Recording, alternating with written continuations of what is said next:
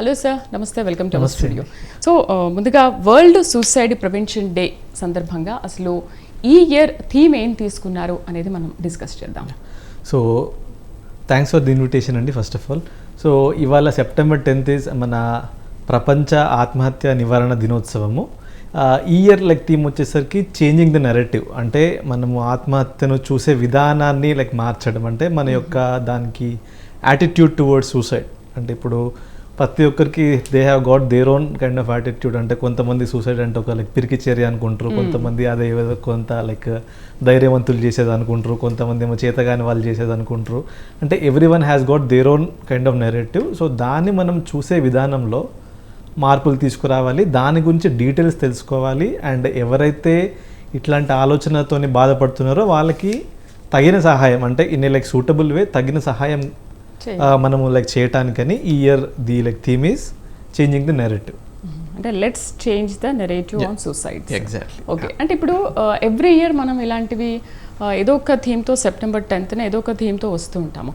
But ఇవి చేయడం వల్ల, ఈ అవేర్నెస్ ప్రోగ్రామ్స్ చేయడం వల్ల ఈ థీమ్స్తో మనం ఎంతవరకు వాటిని నివారించగలుగుతున్నాం? అంటే ఇప్పుడు మనం చూసుకుంటే అసలు ఈ అవేర్నెస్ డే ఎందుకు పెట్టినారు అంటే how big is the problem.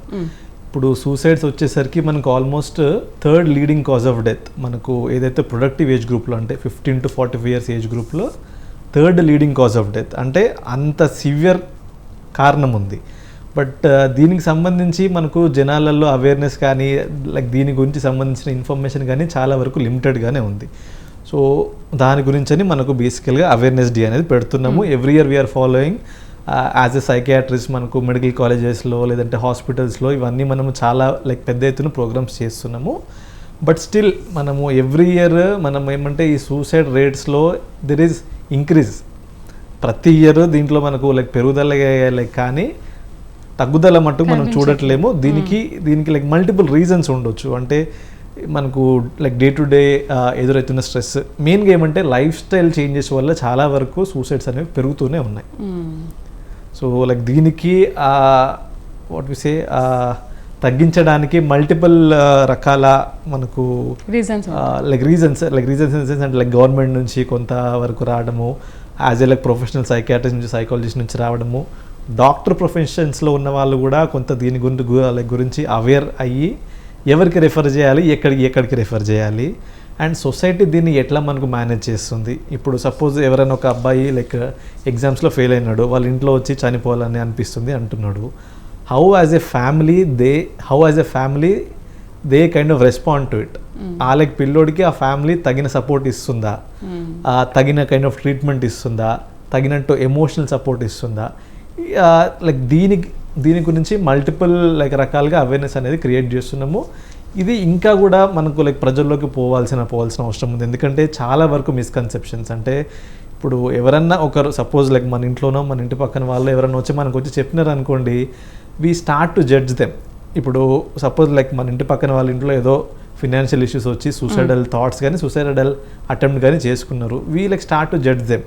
అరే వాళ్ళు ఇన్ని రోజుల్లో జల్సాలు చేసినారు, వాళ్ళకి ఇది కావాల్సిందే, లేదంటే ఎగ్జామ్లో పిల్లోడు చదువుంటే పాస్ అయ్యేవాడు కదా, చదవలేకపోవడం వల్లనే కదా ఇది, లేదంటే కొంతమంది ఇప్పుడు ఆల్కహాల్కి అడిక్షన్ ఇవన్నీ ఉంటాయి.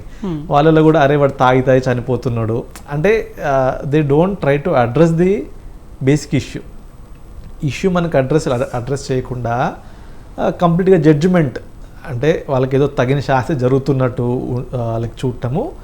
లేదంటే ఇప్పుడు మనకి ఎట్లా ఉంటుంది అంటే సూసైడ్ థాట్స్ ఎక్స్ప్రెస్ చేయగానే ఇదేదో సింపుల్ థాట్, లేదంటే వాళ్ళు ఇంట్లో వాళ్ళు కౌన్సిలింగ్ ఇవ్వడం స్టార్ట్ చేస్తూ ఉంటారు. ఇప్పుడు suppose 10th class exam fail అయిన వాడికి that is a big thing for him.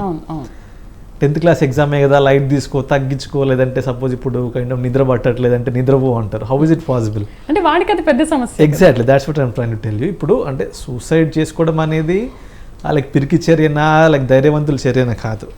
తనకి వేరే ఆల్టర్నేటివ్ ఏది కనిపించినప్పుడు సూసైడ్ ఒకటే తనకు ఒక మార్గంలా కనపడుతుంది. సో అట్లాంటప్పుడు ఏమంటే ఇంట్లో వాళ్ళ నుంచి కానీ సొసైటీ నుంచి కానీ ఎమోషనల్ సపోర్టు, కుదిరితే కొంతవరకు ఫైనాన్షియల్ సపోర్టు, ఇట్లా అంటే వాళ్ళకు దేంతోనైతే బాధపడుతున్నారో దాని గురించి కొంత మనం సపోర్టివ్గా ఉంటే ఇట్లాంటివి మనము చాలా వరకు అయితే ఇరాడికేట్ చేసుకోవచ్చు. And the second thing is, ఇప్పుడు వన్స్ ఒక సూసైడ్ అటెంప్ట్ అనేది చేసుకుంటున్నారు, so most of the physicians కానీ ఎవరైతే హాస్పిటల్లో ట్రీట్ చేస్తారో వాళ్ళకు కూడా అవేర్నెస్ లేదు, ఎందుకంటే because we seen like so many hospitals. Okay, so ఇప్పుడు గవర్నమెంట్ హాస్పిటల్లో కానీ ఈవెన్ లైక్ బయట మామూలు కార్పొరేట్ హాస్పిటల్స్లో కానీ సూసైడ్ అటెంప్ట్ చేసుకున్నాక they treat only that attempt. ఇప్పుడు సపోజ్ ఎవరన్నా ఆల్ అవుట్ తాగేసి వెళ్తున్నారు హాస్పిటల్కి, ఏదో గ్యాస్ట్రిక్ అది లైక్ చేస్తారు, కొంత సపోర్టివ్ ట్రీట్మెంట్ ఇస్తారు and then they discharge. But like what about suicide attempt, no one like cares about it. అంటే ఈవెన్ లైక్ డాక్టర్ ఫ్రెటర్నిటీలో కూడా కొంతవరకు అవగాహన పెరగాలి. ఎనీ సూసైడ్ అటెంప్ట్ అది లైక్ అంటే చిన్నది అవ్వచ్చు పెద్దది అవ్వచ్చు, ప్రొఫెషనల్ హెల్ప్కి మట్టుకు రెఫర్ చేయాలి. It can be psychologist, it like can be psychiatrist or some emotionally like supportive groups కూడా ఉంటాయి. వాటికి కూడా మనం రెఫర్ చేస్తే ఏమంటే మనకు ఒక ప్రొఫెషనల్ హెల్ప్ లైక్ దొరికి నెక్స్ట్ టైం మళ్ళీ మనం చేయకుండా అయితే వీలుంటుంది. రైట్.